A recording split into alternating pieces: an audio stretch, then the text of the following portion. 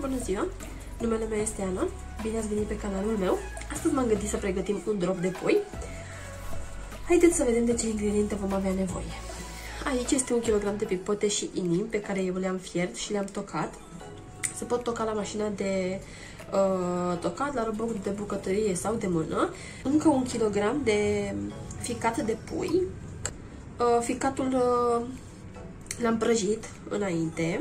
Atenție să nu-l ardeți, îl prăjiți doar, dar am păstrat uleiul de la ficat ca să prăjesc ceapa și usturoiul în el. Va da un altfel de gust drobului.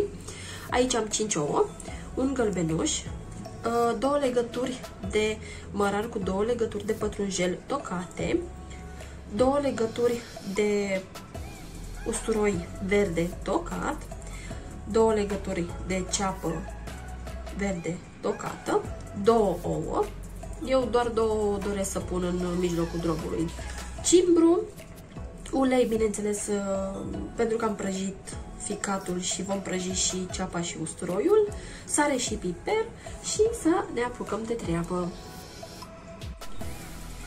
După cum am spus și mai înainte, în uleiul în care am prăjit ficatul, am prăjit și ceapa și usturoiul.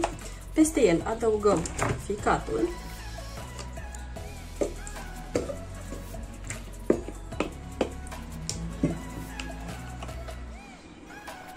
pipotele și inimile și amestecăm ouăle,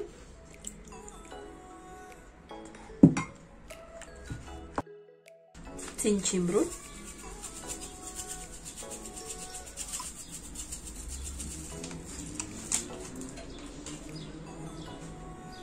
și verdeața,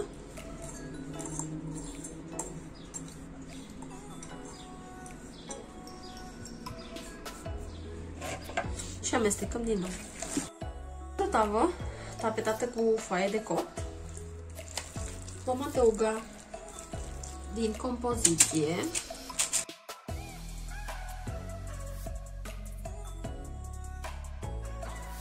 voi pune oul,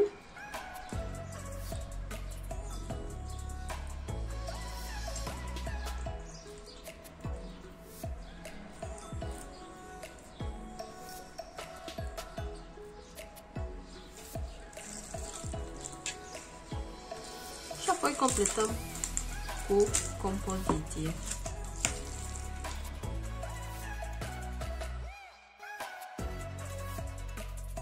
Ungem drobul cu gălbenuș de ou.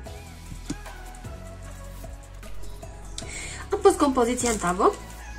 Acum vom băga tava în cuptorul preîncălzit la 180-200 de grade, depinde de ce fel de cuptor aveți, pentru 35-40 de minute. Bineînțeles că drobul se poate proba cu o scobitoare. Acesta este rezultatul. Vă asigur că este un drob foarte bun, moale, care nu este necăcios.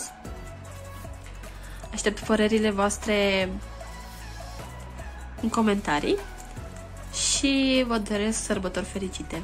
La revedere!